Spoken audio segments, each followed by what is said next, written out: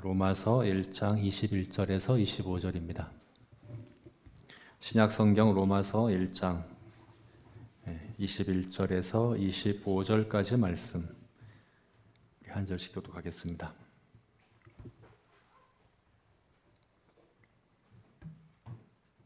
읽겠습니다. 하나님을 알되 하나님을 영화롭게도 아니하며 감사하지도 아니하고 오히려 그 생각이 허망하여지며 미련한 마음이 어두워졌나니 스스로 지혜 있다 하나 어리석게 되어 썩어지지 아니한 하나님의 영광을 썩어질 사람과 새와 짐승과 기어다니는 동물 모양의 우상으로 바꾸었느니라. 그러므로 하나님께서 그들의 마음을 더러움에 내어버려 두사 그들의 몸을 서로 욕되게 하셨으니. 같이 읽겠습니다. 이는 그들이 하나님의 진리를 거짓 것으로 바꾸어 피조물을 조물주보다 더 경배하고 섬김이라. 주는 곧 영원히 찬송할 이시로다. 아멘. 네, 우리가 지난주에는 죄에 대해서 특별히 죄책과 죄책감, 죄를 비교하면서 죄에 대한 의미, 죄에 대한 성경의 정의를 함께 나누었습니다. 죄책감과 죄, 이것을 우리가 잘 구분해야 하는 거죠. 우리가 죄의 문제를 다룰 때 단순히 죄책감의 문제에만 죄책감에만 머물러 있으면 안 되는 겁니다. 죄에 대한 우리의 감정, 우리의 생각을 죄책감이라고 한다면 우리의 죄에 대한 하나님의 생각, 하나님의 진노, 하나님의 심판, 이것이 바로 죄책이죠. 하나님이 우리의 죄를 사하실 때는 죄책감을 해결하는 것이 아니라 죄책을 해결하는 것이다 하는 것을 우리가 지난주에 나누었습니다. 그래서 우리가 회개한 후에도 여전히 죄책감이 남아있을 수 있는 겁니다. 또한 회개한 죄가 계속 생각날 수도 있습니다. 그러나 우리가 정말 진정한 참된 회개를 했다고 한다면 하나님은 더 이상 우리의 죄를 기억지 않으십니다. 동이 서에서 먼 것처럼 그렇게 기억하지 않으신다라고 성경이 말씀하고 있는 것이죠. 그래서 죄 사함의 문제는 단순한 죄책감의 문제가 아니라 죄책의 문제다 하는 사실을 우리가 기억해야 합니다. 그런데 그보다도 한 차원 더 깊은 것이 있죠. 죄책보다 더 깊은 그런 죄의 문제가 있습니다. 죄책감이 해결된다고 해서, 죄책이 해결된다고 해서 죄가 해결되는 것이 아닌 거죠. 죄책을 싫어하면서, 그래서 우리가 죄에 대한 하나님의 심판과 하나님의 진노는 싫어하고 두려워하면서 여전히 죄 짓기를 좋아할 수 있기 때문에 그렇습니다.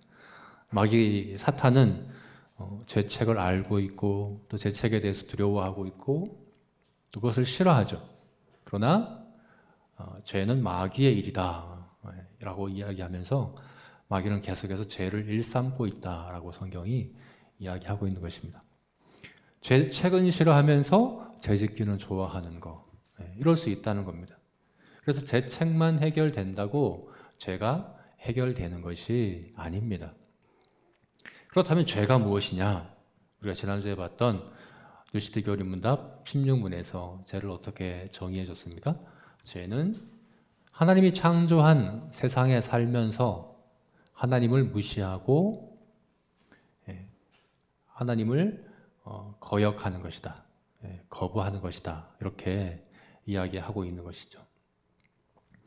그래서 죄가 해결된다 하는 것은 하나님이 창조한 세상에서 하나님을 적극적으로 인정하고 하나님의 섭리와 은혜를 의지하고 그것에 순종하며 살아가는 삶으로 변화되는 것이 반드시 따라야 하는 것입니다. 예수님의 비유 중에 1만 달란트 비유 기억나시죠? 그 비유가 죄책과 죄의 문제가 다르다는 것을 우리가 잘 보여줍니다. 1만 달란트를 빚진 사람을 임금이 탕감해 줬습니다. 1만 달란트라는 것은 아주 천문학적인, 개인이 갚기는 불가능한 그런 금액입니다. 탕감해 줬습니다. 그런데 어떻게 했습니까? 그 탕감받은 사람이 나가서 자기에게 100데나리온 빚진 동료를 만나서 그가 빚을 갚도록 강요하고 갚지 못하니까 감옥에 넣어버렸습니다. 그래서 임금은 어떻게 했습니까? 그 1만 달란트를 탕감받았던 사람을 다시 불러다가 그 탕감받았던 것을 그냥 무효화시켜 버렸습니다. 없던 일로 해버렸습니다. 만약 죄 사함이 죄책만 해결되는 것이라고 한다면 그냥 탕감받은 걸로 끝나겠죠. 그러나 죄 사함은 단순히 죄에 대한 책임만 면하는 것이 아니라 그의 삶이 변하는 거죠. 그의 인격이 변하는 거죠. 그 이전에 임금을 무시하고 거부하고 모욕하던 삶에서 변화되어요. 그런데 1만 달란트를 탕감받은 그 사람이 이전보다 더 임금을 모욕하는 행위를 한 것을 보게 됩니다. 그래서 다시 그를 감옥에 넣어서 1만 달란트를 다 갚도록 하는 그런 비유를 우리가 예수님 통해 듣지 않습니까? 그 비유에서 예수님께서 하시고자 하는 말씀이 무엇입니까? 죄를 해결하는 것은 단순히 죄책만 해결해서 되는 것이 아닙니다. 죄의 사함은 이전에 하나님을 거부하고 하나님을 무시하던 우리들의 삶이 변화되는 겁니다. 이제는 하나님을 적극적으로 인정하고 하나님의 그 섭리와 은혜를 의지하고 그것을 고백하고 순종하고 그렇게 살아가는 삶으로 차츰 변화되어져 가는 것. 그것이 바로 하나님이 우리에게 주시는 죄 사함의 능력인 것이죠. 우리가 이것을 잘 이해를 해야 되는 거죠. 구원파가 죄 사함을 강조하죠. 죄 사함, 거듭남의 비밀 이런 제목 보셨습니까? 박옥수 목사라고 하는 게 이제 그 강구하는 걸 보면 제목이 그렇습니다. 죄사함, 거듭남의 비밀. 그들이 이야기하는 죄사함은 죄책을 해결하는 것이고 죄책이 해결되면 더 이상 죄책감도 가지면 안 된다고 이야기하고 또 이 죄책과 죄책감이 해결된 이후에 내 죄의 문제는 더 이상 이제 중요하지 않다라고 이렇게 가르치는 것이 바로 구원파들이 얘기하고 있는 것이죠. 그것이 아닙니다, 여러분. 죄는 우리가 그렇게 이해하면 안 된다 하는 것입니다. 죄는 하나님이 창조하신 세상에서 하나님을 무시하고 거부하는 것이 바로 죄입니다. 자, 이제 오늘은 17문입니다. 17문에서는 우상 숭배에 대해서 이제 우리가 보게 될 겁니다. 그런데 이 순서가 중요합니다. 바로 앞에서 16문에서 죄에 대하여 죄는 무엇입니까? 라는 질문에 대해서 다뤘다고 한다면 바로 이어지는 17문은 우상 숭배는 무엇입니까? 라고 질문하는 겁니다. 죄와 우상 숭배 이것이 나란히 다뤄지고 있는 것을 우리가 중요시 여겨야 합니다. 이 순서가 중요합니다. 왜 그런가 하면 죄와 우상 숭배는 마치 동전의 양면과 같습니다. 왜 그런가는 죄가 무엇인가를 다시 한번 생각해 보십시오. 죄는 하나님을 거부하고 무시하는 것이죠. 그죠? 하나님을 거부하고 무시하는 것이 죄입니다. 그런데 여러분, 사람은 하나님을 거부하고 무시할 때 그렇게 해서 비어진 하나님의 그 자리가 그냥 그 빈 채로 그대로 남아있지가 않습니다.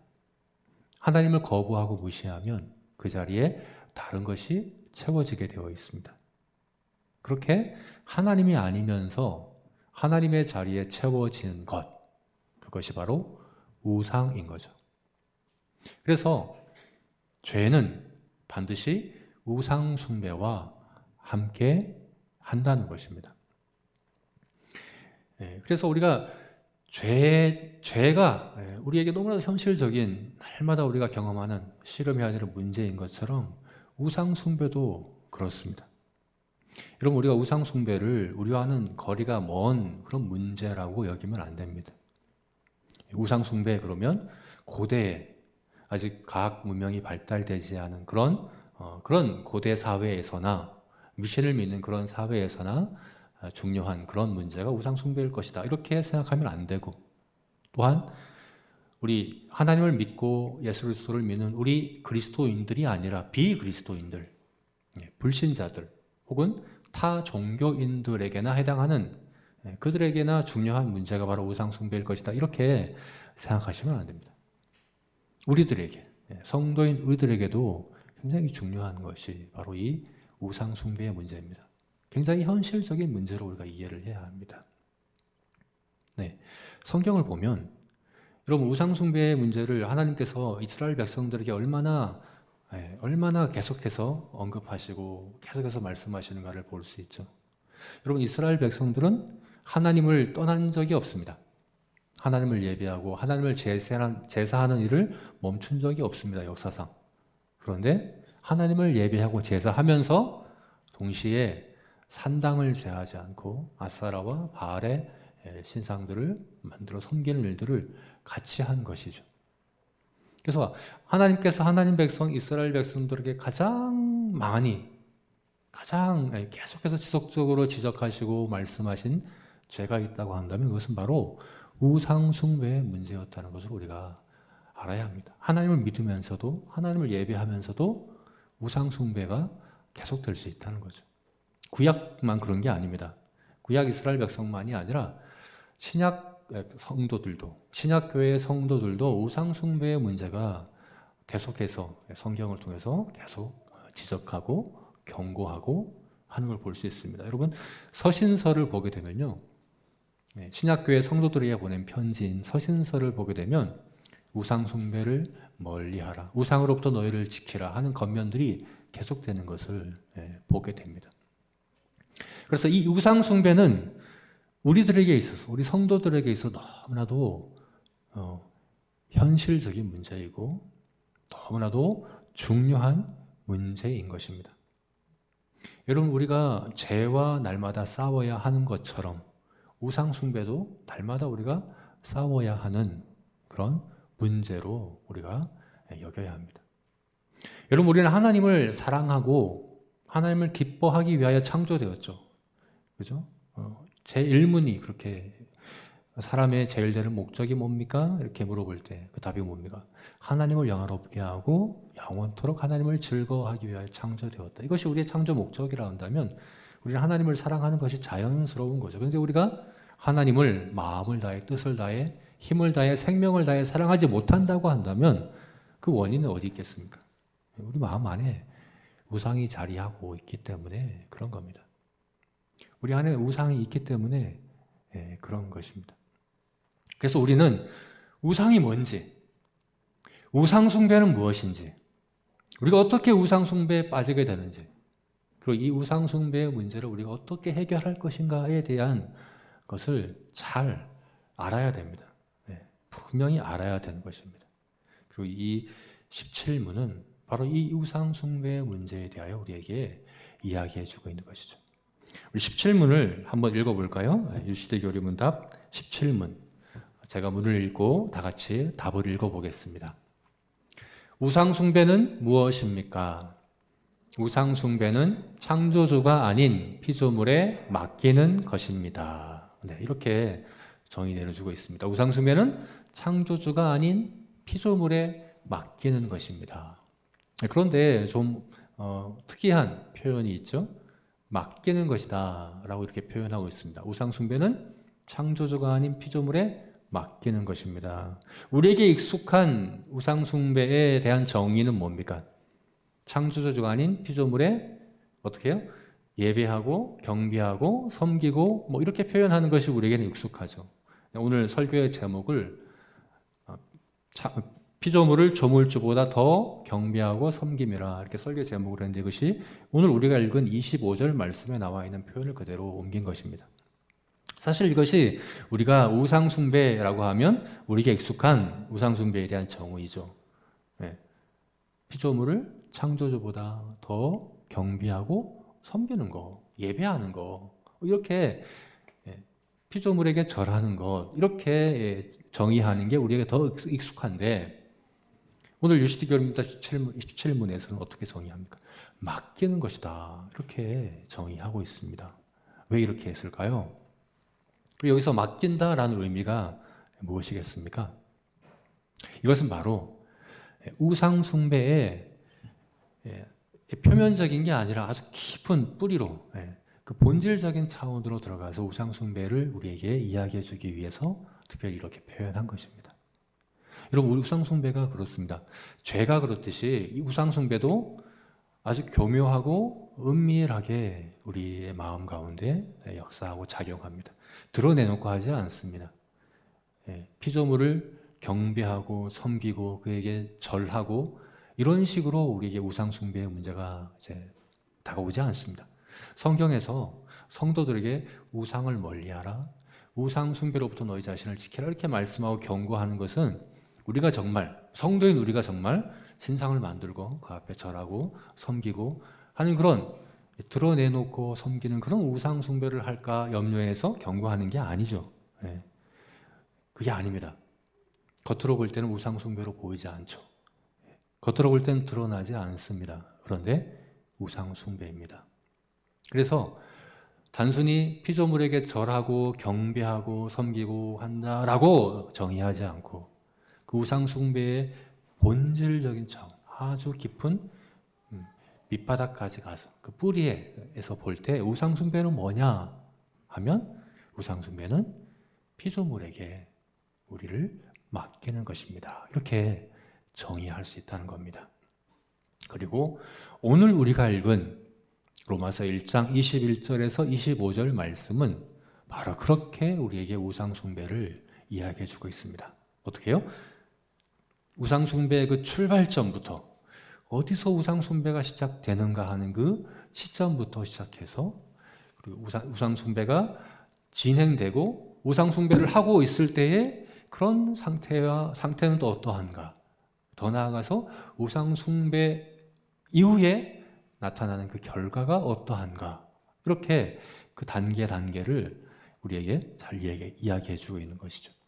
우상숭배는 어디서 시작되는가? 또 우상숭배의 과정은 어떠한가? 그리고 우상숭배의 결과는 어떠한가? 하는 것이 오늘 21절에서 25절까지 말씀에서 이야기해 주고 있습니다. 먼저 우상숭배가 어디서 시작되는가는 21절 상반절까지 말씀에서 볼 수 있습니다. 감사하지도 아니하고 여기까지 말씀에서 이것은 우상숭배가 어디서 비롯되는가, 우상숭배의 본질은 무엇인가 하는 것이 바로 여기에 나타나고요. 그 다음에 오히려 거기서부터 23절까지 말씀에서는 우상숭배하는 그 마음의 상태, 그 내면의 상태가 어떠한가에 대해서 우리에게 이야기해 주고 있죠. 그리고 24절과 25절 말씀에서는 우상숭배한 그 결과, 우상숭배의 그 결과와 열매가 어떻게 나타나는가 이렇게 이야기해 주고 있다 하는 것입니다. 우리 이것을 차례대로 하나씩 살펴보겠습니다. 먼저 우상숭배가 어디서 어떻게 시작되는가 하는 것입니다. 여러분 21절 말씀을 우리 다시 한번 읽어보겠습니다. 21절 말씀을 감사하지도 아니하고까지만 다시 한번 읽어볼까요? 읽겠습니다. 하나님을 알되 하나님을 영화롭게도 아니하며 감사하지도 아니하고.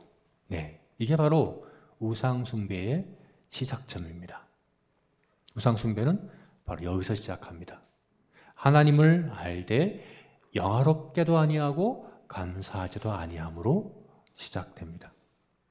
왜 이게 우상숭배의 시작점일까요? 왜 여기서 우상숭배가 시작될까요? 그것은 영화롭게 하는 것과 감사하는 것의 관계를 잘 이해하면 이것을 이해할 수 있습니다.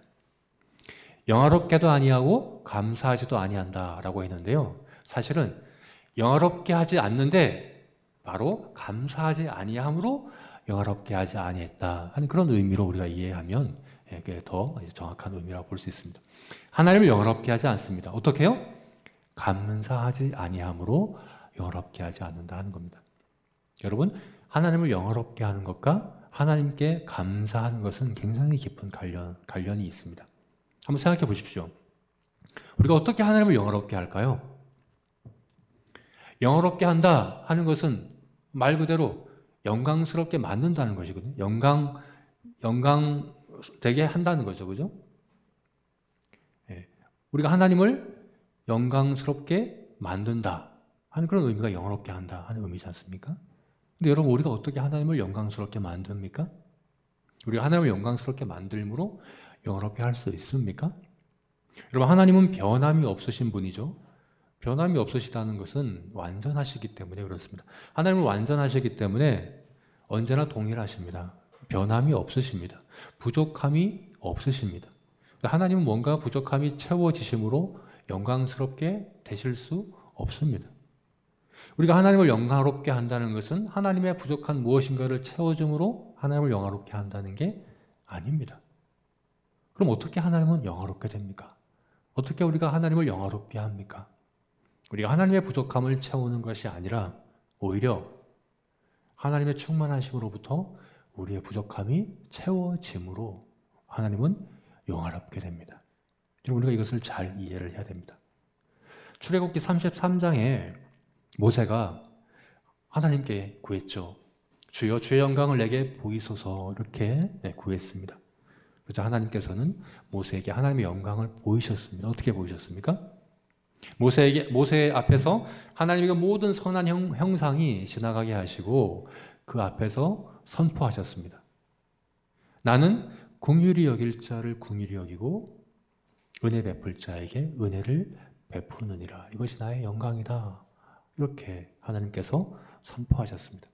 하나님은 긍휼히 여길 자에게 긍휼히 여기시고 은혜 베풀 자에게 은혜를 베푸십니다. 그리고 그런 가운데 하나님은 영광을 받으십니다. 그래서 하나님의 은혜가 충만할수록 하나님은 더 영화롭게 됩니다. 더 정확하게는 하나님의 충만한 은혜에 우리가 감사하면 할수록 하나님은 영화롭게 되는 것입니다. 그래서 여러분 에베소서 1장 5절과 6절 말씀에서는 하나님의 영광을 어떻게 표현하고 있는가 우리 한번 볼까요? 이 말씀은 에베소서 1장 5절 6절 말씀 함께 한번 읽어보겠습니다. 읽겠습니다. 그 기쁘신 뜻대로 우리를 예정하사 예수 그리스도로 말미암아 자기의 아들들이 되게 하셨으니 이는 그가 사랑하는 자 안에서 우리에게 거저 주시는 바 그의 은혜의 영광을 찬송하게 하려는 것이라. 우리를 예정하시고 우리를 자기 아들들이 되게 하신 이유는 뭡니까? 하나님의 영광을 찬송하게 하려 함입니다. 근데 어떤 영광입니까? 은혜의 영광입니다. 하나님의 영광은 은혜의 영광입니다. 하나님은 그 은혜 가운데 하나님의 영광이 드러납니다. 여러분 이렇게 하나님이 우리의 은혜를 베푸심으로 영광을 받으시는 이 과정을 또 시편 50편 말씀에서 잘 이야기해 주고 있죠. 시편 50편 15절 말씀 함께 읽어보겠습니다. 읽겠습니다. 환난 날에 나를 부르라. 내가 너를 건지리니 내가 나를 영화롭게 하리라. 여러분 우리가 환난 날에 우리의 고난과 고통과 또 우리의 많은 그런 피로들이 있을 부족한 그때에 하나님께 부르면 하나님이 우리의 도움이 되시고 우리를 건지십니다. 그리고 그때 하나님은 영광을 받으십니다. 우리는 건짐을 받고 하나님은 영광을 받으십니다. 하나님이 영광 받으시는 것이 우리가 하나님의 도움이 됨으로가 아니라 하나님이 우리의 도움이 되심으로 하나님은 영화롭게 되신다라고 이렇게 이야기하고 있는 것이죠. 여러분 그렇습니다. 하나님의 영광은 하나님의 은혜에 우리가 감사함으로 드러납니다. 하나님의 영광은 우리가 하나님의 은혜에 더욱 감사하면 할수록 영화롭게 되는 그것이 바로 하나님을 영화롭게 하는 것입니다.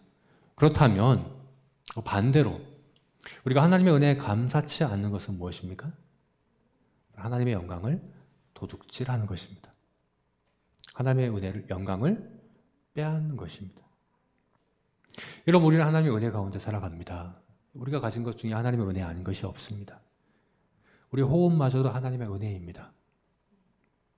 그렇다면 하나님은 우리에게 호흡을 하나님의 은혜로 주시되 왜 주셨습니까? 무엇 때문에 주셨습니까? 우리에게 돈을 주시고 집을 주시고 가족을 주시고 교회를 주시고 건강을 주시고 직장을 주시고 우리가 하나님께로부터 받은 많은 그 은혜들이 하나님 주신 이유가 뭡니까? 하나님의 영광을 위해서 주신 것이죠. 하나님께서 모든 은혜를 주신 것은 하나님의 영광을 위한 것입니다. 그런데 그것을 하나님께 감사함으로 하나님께 영광 돌리지 않는다는 것은 그럼 그건 뭡니까? 바로 그 하나님이 주신 은혜를 하나님의 영광이 아니라 나 자신의 영광을 위한 재료로 사용하겠다는 것이죠. 여러분, 세상이 우리를 평가할 때, 우리의 가치를 평가할 때 뭘 기준으로 삼습니까? 우리의 소유를 통해서, 우리의 소유를 기준으로 삼죠, 그죠? 어떤 집에 사느냐, 어떤 차를 타느냐, 어떤 능력을 가졌느냐, 어떤 지식을 가지고 어떤 지위를 가졌느냐 하는 우리의 소유를 가지고 우리 가치를 평가하는 것이 세상입니다. 그래서 우리가 가진 것들이, 내가 소유한 것들이 나의 영광이 되는 것, 이것이 바로 세상의 원리인 것이죠. 우리가 하나님께로 받은 모든 것들을 하나님께 감사하지 않는다는 것은 하나님의 영광을 위해 써야 될 그것을 나의 영광을 위한 재료로 사용하겠다고 하는, 적극적으로 하나님의 영광을 빼앗는 그런 행위라는 것을 우리가 알 수 있는 것이죠. 여러분, 그래서 믿음으로 하지 않은 모든 것은 죄다라고 성경이 이야기하는 것입니다. 믿음으로 하지 않는 것은 죄다. 왜 그렇게 얘기합니까? 하나님이 우리에게 은혜로 주시는 것은 우리가 믿음으로 받는 거죠. 그래서 믿음과 은혜는 항상 함께합니다. 하나님 우리에게 은혜로 주십니다. 값없는 은혜로 주십니다. 그것을 우리는 믿음으로 받습니다. 아무런 공로도 아무런 자랑할 것도 없이 그냥 믿음으로 받는다. 그래서 믿음은 영적 수납 기간이다. 거린의 손과 같다 라고 얘기하는 거죠. 하나님 뭘 주실 때 우리가 손으로 받는 것처럼 하나님 은혜를 주시면 우리는 믿음으로 받는 거예요. 그래서 믿음은 하나님의 은혜를 은혜되게 하는 것이거든요. 근데 믿음으로 받지 않는다, 하나님의 은혜를 믿음으로 받지 않는다 하는 것은 하나님의 은혜를 하나님의 영광을 위한 하나님의 은혜로 여기지 않는다는 것이죠. 감사는 바로 그 믿음의 적극적인 표현입니다. 우리에게 주신 모든 것이 하나님의 영광을 위한, 하나님이 값없이 주신 하나님의 은혜임을 인정하고 감사하는 것, 이것이 바로 우리가 하나님을 영화롭게 하는 것입니다. 너희가 먹든지 마시든지 다 하나님의 영광 위하여 하라. 왜 그렇습니까? 우리가 먹는 것 마시는 것 모든 것이 다 하나님의 은혜이기 때문에 그렇습니다. 우리는 이렇게 우리 삶에 주어진 하나님의 모든 은혜를 인정하고 감사함으로 하나님을 영화롭게 하는 것입니다. 여러분, 우리가 천국에 가면 두 가지 놀란다고 하죠, 그죠? 제가 자주 말씀드리는 것인데, 천국에 가면 두 가지 놀라는, 첫 번째 놀라는 건 뭡니까? 하나님의 은혜에 대하여 놀라는 거죠. 이것도 하나님의 은혜였구나. 이 일에도 하나님의 은혜가 있었구나. 이 부분에서도 하나님의 은혜가 역사했구나. 우리가 다 놀란다는 거예요. 또 한 가지 놀라는 건 뭡니까? 그렇게 하나님의 은혜가 충만하고 넘치는 그런 삶을 살면서 그렇게 마지못해 억지로 하나님을 예배하고 하나님께 순종했구나 하는 것에 놀란다는 거죠. 다시 말해서 하나님의 주신 은혜에 충분히 감사하지 못한 것들에 대하여 우리가 천국에 가서 많이 놀라게 될 것입니다. 여러분, 우상 숭배는 어디서 시작합니까? 하나님의 은혜에 감사하지 않는 것에서부터 시작하는 것입니다. 여러분, 하나님의 은혜를 감사하는 것이 점점 식어지고 메말라가고 있다고 한다면 우상 숭배의 길에 들어선 것입니다. 여러분, 우상 숭배는 그냥 나는 그냥 감사가 좀 작아진 것뿐인데, 감사하지 않는 것뿐인데 라고 이렇게 전혀 우상 숭배가 아닌 것으로 교묘하게 은밀하게 우리 안에서 시작되어집니다. 반대로 우리가 애초에 우상 숭배의 그 뿌리부터 잘라내고 시작부터 하지 못하게 하는 적극적인 그런 방법은 뭡니까? 하나님의 은혜를 더 감사하고 인정하고 의지하는 그것으로 가능한 것입니다. 만약 우리 안에 감사함이 메말라가고 있다고 한다면 즉시 더 늦기 전에 그 길에서 돌이켜야 합니다. 더 적극적으로 하나님의 은혜를 감사하고 고백하심으로 우상 숭배의 길에 그 길에서 돌아서고 또 그 길에서 떠나는, 그 길을 멀리하는 저와 여러분이 되시기를 주님의 이름으로 축원합니다. 두 번째로, 그렇게 시작된 우상 숭배가, 하나님을 감사하지 않는 것에서 시작된 우상 숭배가 점점 진행될 때 어떤 일이 일어나는가? 이것은 21절 하반절부터 23절까지 말씀에서 우리가 볼 수 있습니다. 우리 21절 하반절부터 23절까지 말씀을 함께 읽어보겠습니다. 오히려라는 단어부터 같이 읽겠습니다.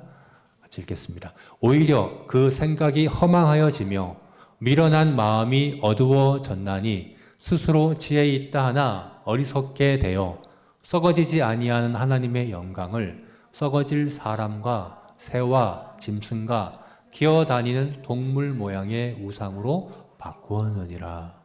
여러분, 이것은 이미 우상 숭배가 진행되고 있는 과정입니다.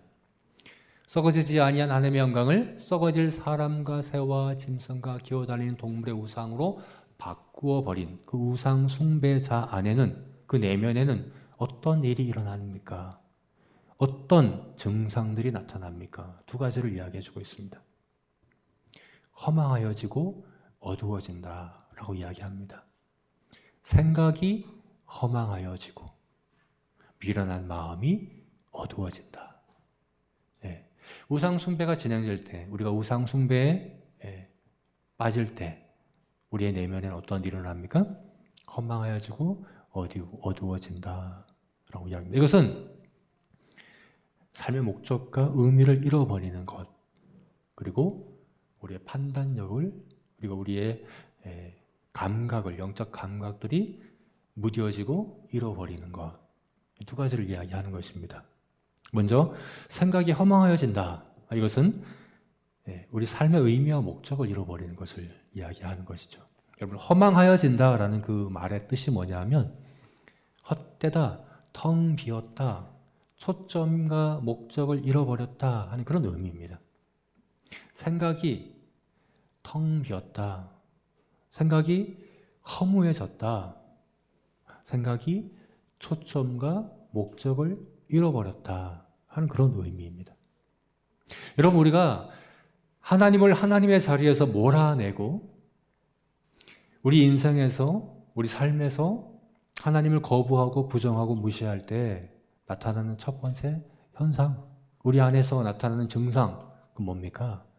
삶의 의미와 목적을 잃어버리는 겁니다. 여러분, 이것은 당연한 겁니다.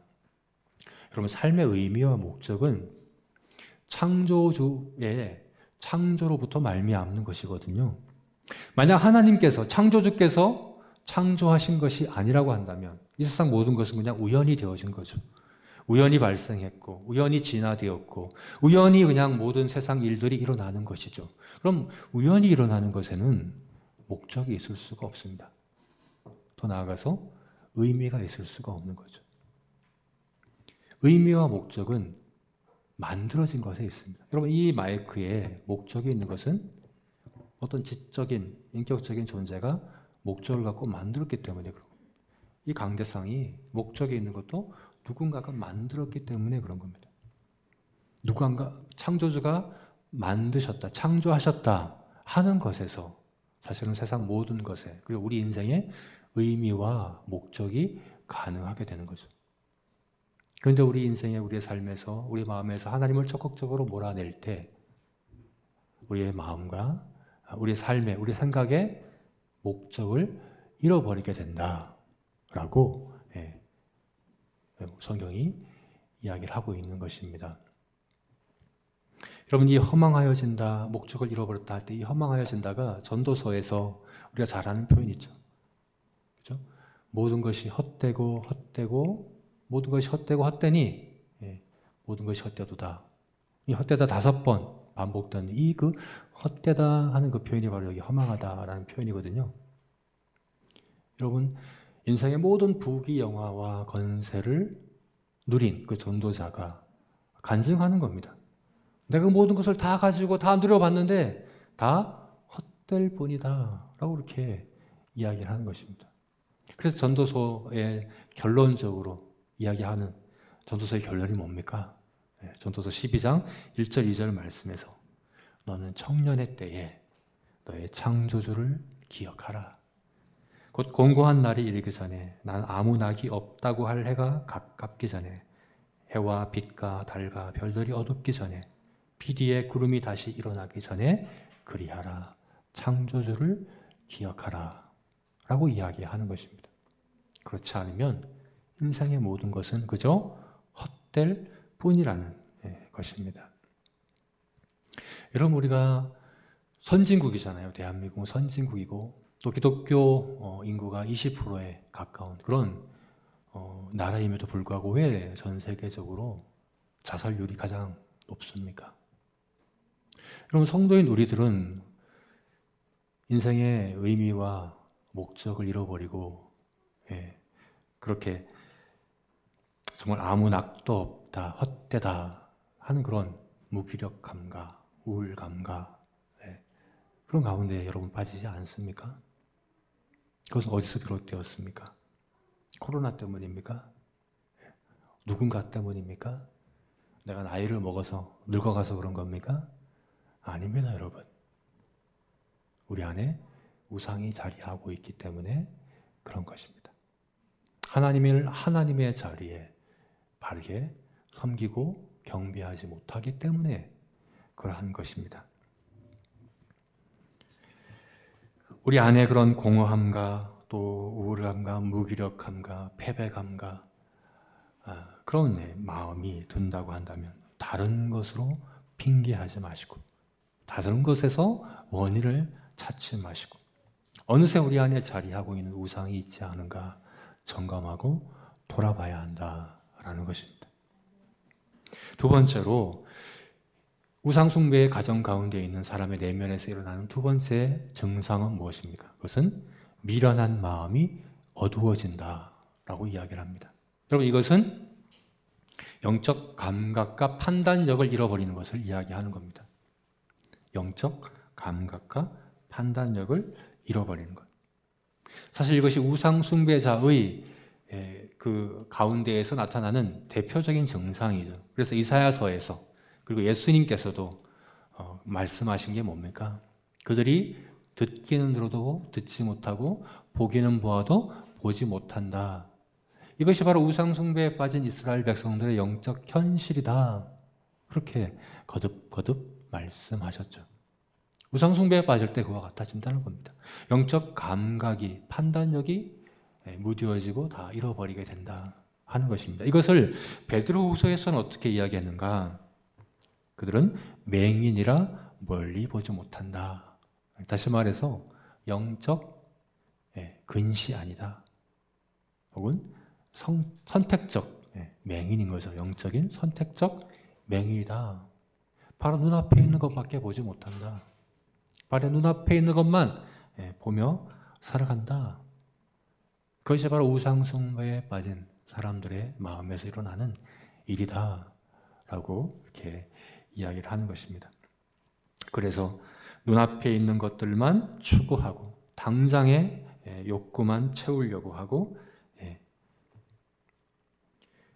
하나님께서는 우리를 성화시킬 때, 우리를 변화시킬 때 눈앞에 있는 것이 아니라 장래의 은혜를 약속하고 또 그것을 바라고 순종함으로 인내 가운데 순종함으로 점점 우리를 변화시키시거든요.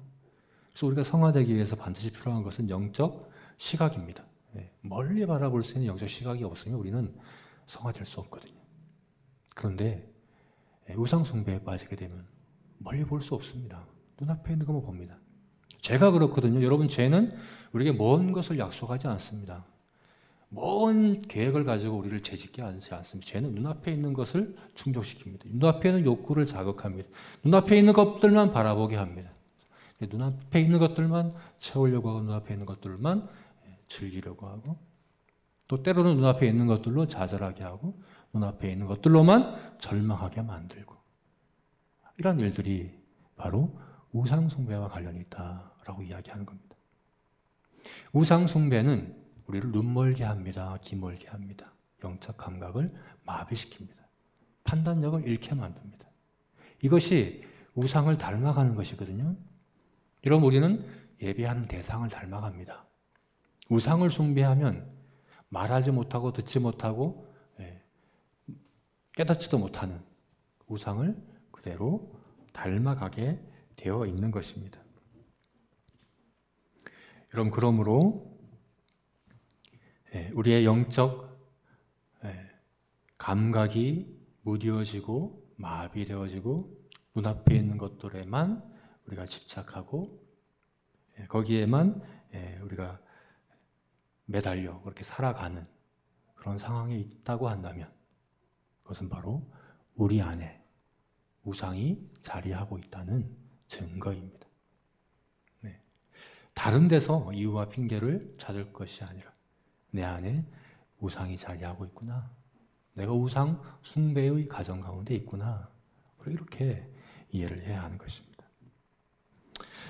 여러분, 생각이 허망하여지고 삶의 의미와 목적을 잃어버리고 또 마음이 어두워져서 눈앞에 있는 것만 좇는 영적 맹인과 근시안이 되어버렸다고 한다면 그렇게 이미 우상 숭배의 길에 들어섰다고 한다면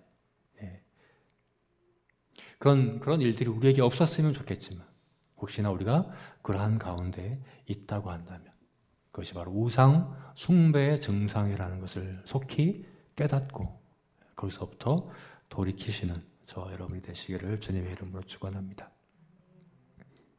이제 마지막으로 우상 숭배의 결과입니다. 우상 숭배의 결과에 대하여서 24절과 25절 말씀에서 우리에게 이야기해 주고 있습니다. 우리 다시 한번 같이 읽겠습니다. 24절과 25절 말씀입니다. 읽겠습니다.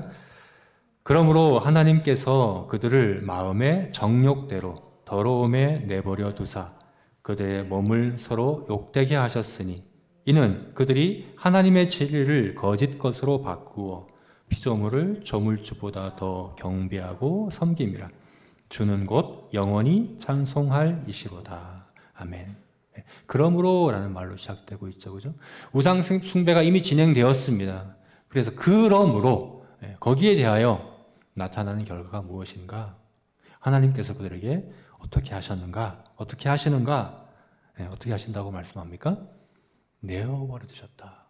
하나님이 그들을 내버려 두신다 라고 이야기하고 있습니다. 이 내버려 두신다는 이 표현이요, 우리가 읽진 않았지만 26절 이후의 말씀에서도 계속 반복됩니다. 26절에서도 나오죠. 이 때문에 하나님이 그들을 부끄러운 욕심에 내버려 두셨으니. 또 28절에도 나옵니다. 또한 이들이 마음에 하나님 두기를 싫어하며 그들을 그 상실한 마음대로 내버려 두사. 하나님께서는 우상 숭배의 죄에 빠진, 우상 숭배를 하는, 하나님의 썩지 아니할 하나님의 영광을 썩어질 피조물의 우상으로 바꾸어 버리는 그들에게 어떻게 하십니까? 내버려 두셨다. 그들의 상실한 마음에 내버려 두셨다. 그들의 더러운 욕심에 내어버려 두셨다. 내어버려 두셨다라고 이야기합니다. 그리고 그렇게 내어버려 두실 때 나타나는 일이 뭡니까? 우리 안에 온갖 범죄들이 나타나는 거죠. 범죄 행위들이 일어나는 거죠. 그래서 26절, 27절은 대표적인 범죄로서 동성연애를 이야기해 주고 있습니다. 남자와 여자가 순리대로 쓸 것을 영리로 쓰고 라고 하면서 대표적인 범죄로 아주 동성연애를 이야기해 줍니다. 이것은 하나님이 내버려 두셨기 때문에, 하나님이 내어버려 두셨기 때문에 나타나는 인생의 혼란과 무질서의 대표적인 증상이라는 겁니다. 그뿐만이 아닙니다, 여러분. 29절부터는 사도 바울이 21가지의 범죄를 나열합니다. 아마도 생각나는 모든 걸 다 나열한 것 같아요. 모든 범죄 행위들을 다 나열합니다. 그리고 이 범죄 행위들은 어디서 비롯되었습니까? 하나님께서 내어버려 두심으로 말미암았다라고 이야기하는 거죠. 여러분, 그래서 지금 우리가 이 세상에서 일어나는 모든 범죄 행위들은 하나님의 심판의 대상이기도 하지만 그보다 먼저 하나님의 심판의 결과입니다. 하나님이 우상 숭배에 대하여 내어버려 두시는 그 심판의 결과가 여러 가지 범죄 행위들로 나타났다는 것입니다. 우리 18절 말씀에 그렇게 되어 있거든요. 우리가 읽진 않았지만 18절 말씀에 어떻게 이야기합니까? 하나님의 진노가 하늘로부터 나타나나니. 여러분, 이건 현재형입니다. 앞으로 나타날 것이다가 아닙니다. 하나님의 진노가 우리의 범죄에 대하여 나타날 것이다가 아니라 지금도 나타나고 있다. 여러분, 하나님의 진노가 지금 어떻게 나타나고 있습니까? 지금 이 세상에 하나님의 진노가 어떻게 나타나고 있습니까? 지금 세상에 팽배한 범죄 행위들이 바로 하나님의 진노다라고 이야기를 하는 겁니다. 동성애를 비롯한 온 땅의 모든 무질서함과 혼란함과 모든 악한 범죄들은 하나님의 심판의 결과다라고 이렇게 이야기해 주고 있는 것이죠. 여러분, 하나님이 내어버려 두시는 것, 이것이 정말 하나님의 심판입니다.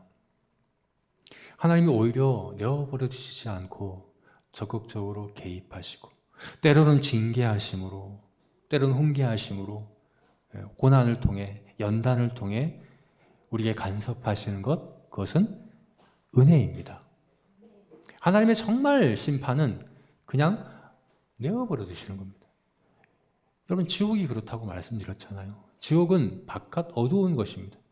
영원토록 완전하게 하나님께서 내어버려 두시는 상태가 바로 지옥입니다. 하나님은 내어버려 두심으로 심판하십니다. 우상에 대하여 심판하신다 하는 사실들을 우리가 알아야 하는 것이죠. 여러분, 그런데 성경에서는 또한 여러분 우상 숭배를 멸절하겠다는 그 말씀이 선지서에, 요한계시록에도 계속 반복되고 있거든요. 하나님은 반드시 우상을 다 멸절시킬 것이다. 다 제하여 버릴 것이다. 우상을 다 멸절시키시겠다고 약속하셨습니다. 그런데 하나님 그 우상을 멸절하는 방법이 두 가지가 있습니다. 하나는 뭡니까? 완전하게 하나님이 적극적으로 개입하시고 심판하심으로 멸절시키시는 것과, 또 다른 하나는 스스로 깨닫고 회개함으로 우상에서 떠나게 하는 그런 방법인 거죠. 사무엘상 5장 6장 말씀을 보게 되면 하나님께서 블레셋의 다곤 신당의 다곤 신상을 아주 산상조각 내신 그런 일이 있었죠. 블레셋이 하나님의 그 언약궤를 빼앗아서 다곤 신당에 뒀습니다. 그래서 어떻게 됐습니까? 하나님께서 다곤 신상을 다 박살내어 버리셨습니다. 직접 그렇게 하셨어요. 그 우상을 하나님이 직접 멸하셨습니다. 그런데 여러분, 7장에 가서 이스라엘 백성들 안에 있던 우상들은 하나님이 어떻게 하셨을까요? 하나님이 직접 그렇게 멸하실 수 있잖아요. 그죠? 그런데 그렇게 하지 않으십니다. 7장에서 미스바 사건이 나오는 거죠. 이스라엘 백성들이 직접 자원하여 자기들의 우상들을 회개하고 제하여 버리게 하시는 것을 우리는 7장 말씀에서 보게 됩니다.